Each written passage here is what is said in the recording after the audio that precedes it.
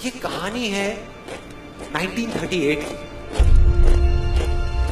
कैरली नाम के एक आदमी की, हंगेरियन आर्मी में, और वो उस कंट्री का बेस्ट पिस्टल शूटर था।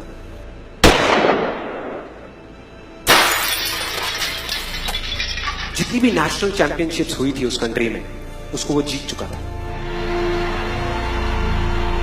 और सबको ऑलमोस्ट कंफर्म था कि 1940s में जो ओलंपिक्स होने वाले हैं उसमें गोल्ड मेडल कैरली को ही मिलेगा। और उसने सालों से ट्रेनिंग करी थी।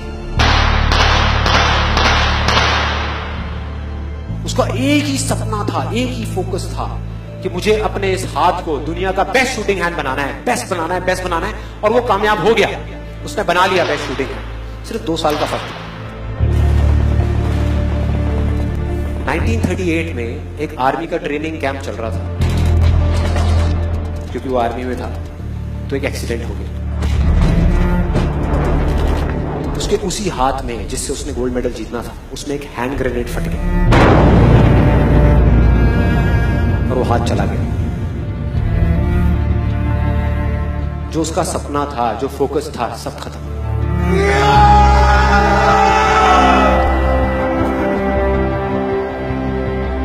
उसके पास 2 रास्ते थे। एक तो ये कि वो बाकी की पूरी जिंदगी रोता रहे और कहीं जा करके छुप जाए, या अपना जो गोल था जिस पे उसने फोकस किया हुआ था उसको पकड़ करके रखे।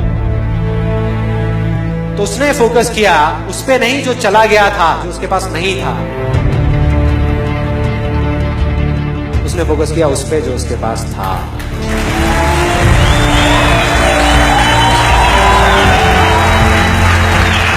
जो उसके पास था, और क्या था उसके पास में? एक लेफ्ट हैंड, एक ऐसा हाथ जिससे वो लिख तक नहीं सकता था। 1 महीने तक उसका हॉस्पिटल में इलाज चला इस हाथ के लिए, और सही 1 महीने बाद अपनी ट्रेनिंग शुरू कर दी इस हाथ की।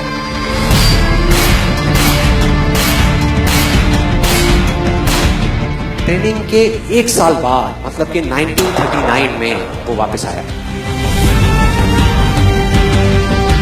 नेशनल चैंपियनशिप्स हो रही थी वहीं पे हंगरी में, और बाकी भी बहुत सारे पिस्टल शूटर्स थे वहां पर।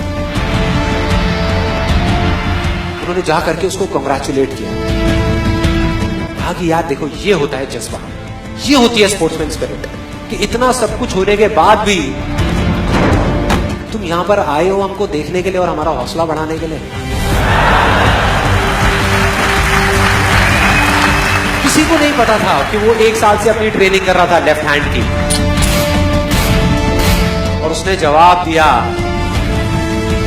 मैं यहां पर तुम्हारा हौसला बढ़ाने नहीं आया, तुम्हारे साथ कॉम्पीट करने आया हूं, तुमसे लड़ने आया हूं, तैयार हो जाओ। और कंपटीशन हुआ।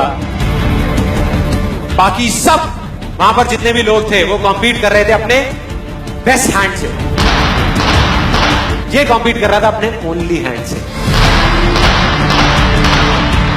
ओनली हैंड से। कौन जीता? The man with the only hand, Karoly जीत गया। लेकिन वो यहां नहीं रुका। उसका गोल क्लियर था कि मुझे इस हाथ को, इस कंट्री का नहीं, इस पूरी दुनिया का बेस्ट शूटिंग हैंड बनाना है। उसने अपना सारा फोकस उठा करके डाला 1940 पे, जब ओलंपिक्स होने वाले थे। लेकिन 1940s के ओलंपिक्स कैंसिल हो गए वर्ल्ड वॉर की वजह से।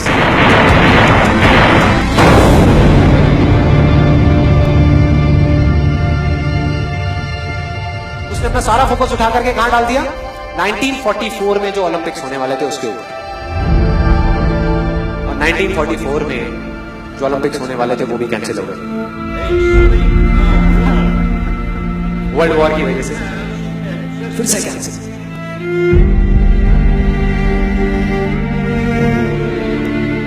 उसने अपना सारा फोकस उठा करके डाल दिया 1948 के ओलंपिक्स में। 1938 में उसकी एज थी 28 साल। 1948 में उसकी एज हो चुकी थी 38 इयर्स। और जो यंगर जो प्लेयर्स आते हैं निकल करके, उनसे कॉम्पीट करना मुश्किल होता चला जाता है। लेकिन मुश्किल नाम का ये वर्ड था ही नहीं उसकी डिक्शनरी में। वो गया, पूरे वर्ल्ड के बेस्ट शूटर्स आए हुए थे जो अपने बेस्ट हैंड से कॉम्पीट कर रहे थे, और ये अपने ओनली हैंड से कॉम्पीट कर रहा था। और कौन जीता? The man with the only hand.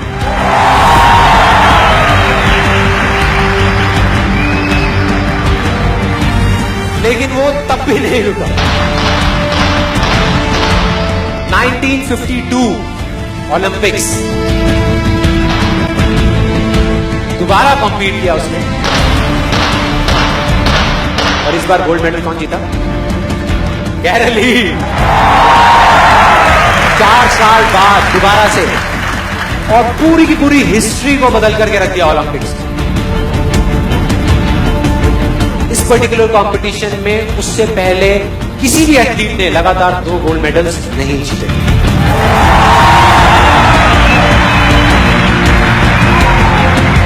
अब किसी भी लूजर के पास चले जाओ, उसके पास लिस्ट होगी बहानों की कि मैं इस वजह से फेल हुआ अपनी लाइफ में, इस वजह से मैं कुछ नहीं कर पाया। बहुत लंबी लिस्ट है।